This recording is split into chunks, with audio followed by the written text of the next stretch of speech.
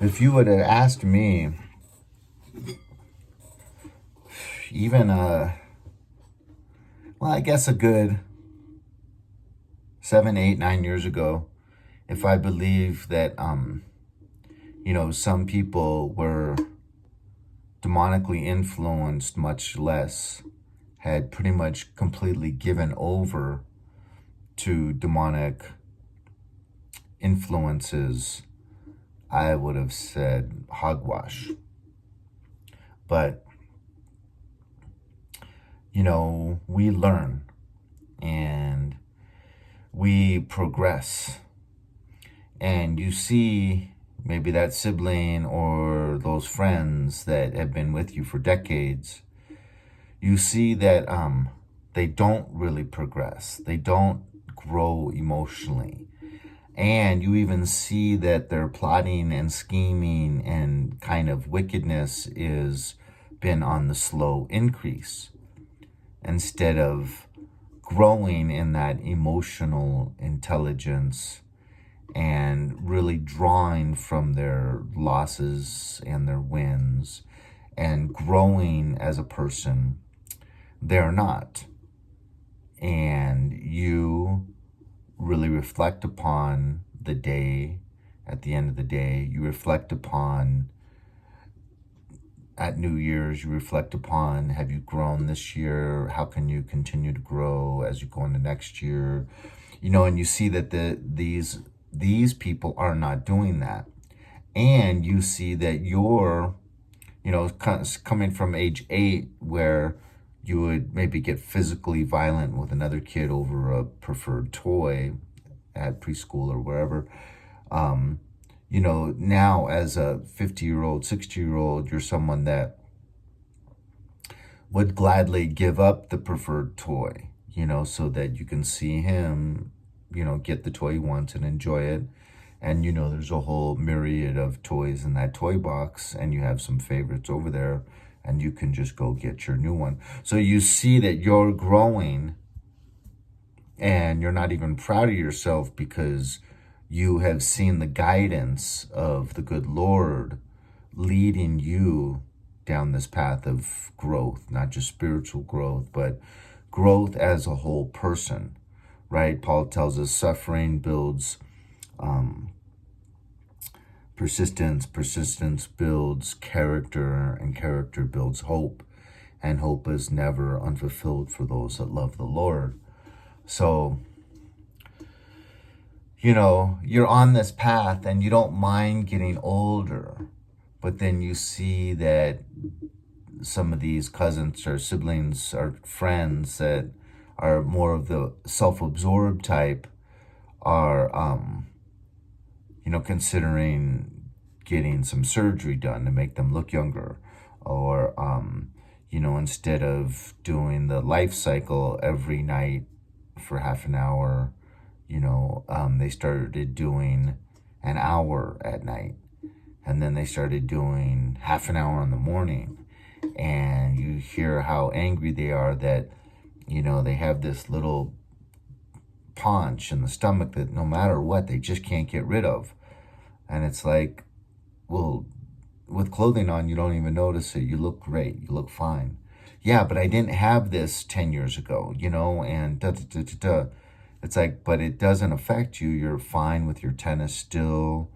You do the jogging, the life cycle, and you look the same pretty much. People could only see that poncho if you had your shirt off. Yeah, but still, it's not perfect. It's not the way I want it. It's not how it used to be, and so you see that they have such a hard time accepting, these inevitabilities and these things that they have no power over and have no control over. Reminds me of one of my favorite prayers.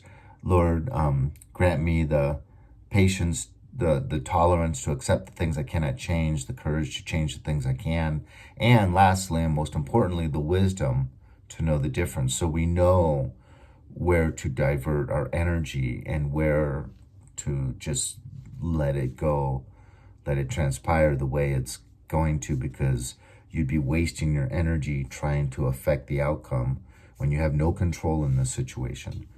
And, you know, that's what's so valuable about people. Sorry, there's a bit of a side note, but, you know, it was so valuable in my later 20s, early 30s to really just learn and accept in the forefront of my mind, people are allowed to react any way they want to anything. And you have no control over their reactions. You only have control over your own reactions. It's just so valuable. You know, so someone acts crazy and just blows up because you like, you know, did something, you know, you found the dollar bill in the ground first or whatever, and they get really ballistic towards you, directly towards you, and you can stay completely calm if you've had enough practice and just kind of be like, I don't do drama, you know. The less amount of words, the better, right? In situations like that. But then these wacko ones they'll go, oh yeah, I'm going to get it out of you. And they'll come up to you and get in your face, bang their chest against you. And it's like, dude, reel it back. You know, you're not going to get the reaction out of me that you want. Your effort and your time would be better spent going to look for someone else that does not have emotional intelligence like, you know, you don't seem to have it. So go find someone like yourself. And if you're lucky, you two can be rolling around in the middle of the street, getting scratches and wounds all over each other when you try to prove who's the better man.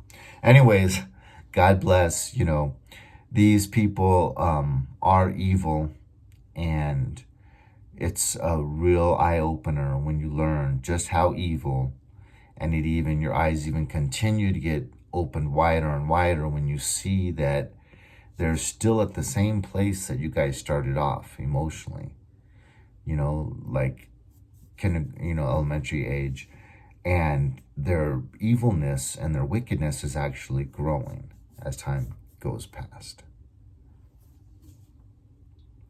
To where, you know, one of these siblings might have actually tried to take you out, actually tried to kill you out of jealousy. And that's just like, wow, evil is real. I never even thought that question was important the vast majority of my life, you know. Is there evil? Are there people that are consigned over almost completely to endeavors centered in evil? God bless you. Have a good time. Have a good time. I'll talk to you later.